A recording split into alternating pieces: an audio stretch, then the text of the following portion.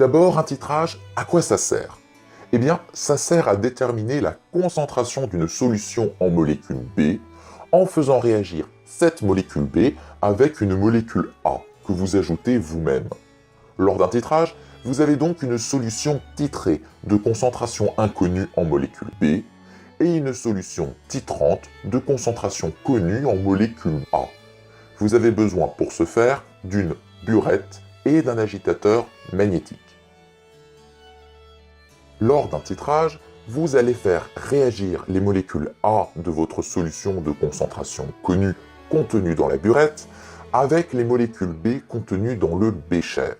C'est une méthode qui est dite destructive parce que vous éliminez la molécule étudiée en la faisant réagir. Il vous faut donc une réaction support du titrage qui doit être quantitative. Cela signifie que la réaction doit être unique, la molécule A que vous ajoutez ne doit réagir qu'avec les molécules B dans la solution titrée, elle doit être instantanée, faut pas que ça prenne trop de temps non plus, on n'a pas que ça à faire, et la réaction doit être totale, elle ne doit pas conduire à un équilibre. Tous les réactifs A et B doivent être consommés. Voyons maintenant le principe du titrage. Vous ajoutez peu à peu un volume connu de votre solution titrante, jusqu'à arriver au point dit de l'équivalence. À ce stade, les réactifs, donc la molécule A que vous avez ajoutée peu à peu et la molécule B contenue dans le bécher, sont dans les proportions stoichiométriques. En clair, il y a tout juste ce qu'il faut, et à ce moment, on n'a plus aucun réactif dans le bécher. Et c'est très intéressant, puisque du coup, on peut écrire cette formule indispensable. Les quantités de matière des molécules de la réaction divisées par leur coefficient stoichiométrique sont toutes égales.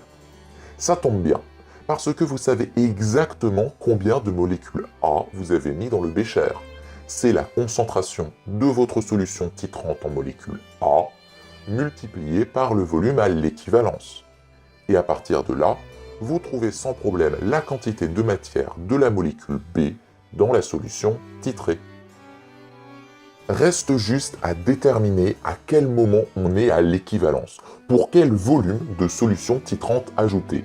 On appelle ça le volume à l'équivalence. On a globalement deux moyens. Il y a d'abord le visuel, c'est-à-dire que les ions violets ne peuvent plus réagir pour devenir incolores et du coup la solution devient légèrement violette, ou un précipité blanc qui a arrêté tout d'un coup de se former, etc., etc. On sait qu'il va y avoir un changement. On surveille bien la solution et on note le volume précis où ce changement apparaît. Le deuxième, c'est le suivi d'une grandeur physique, typiquement le pH et la conductivité, qui varient au cours du titrage. Vous mesurez la grandeur pour chaque millilitre de solution titrante ajoutée, vous faites un tableau, puis un graphique.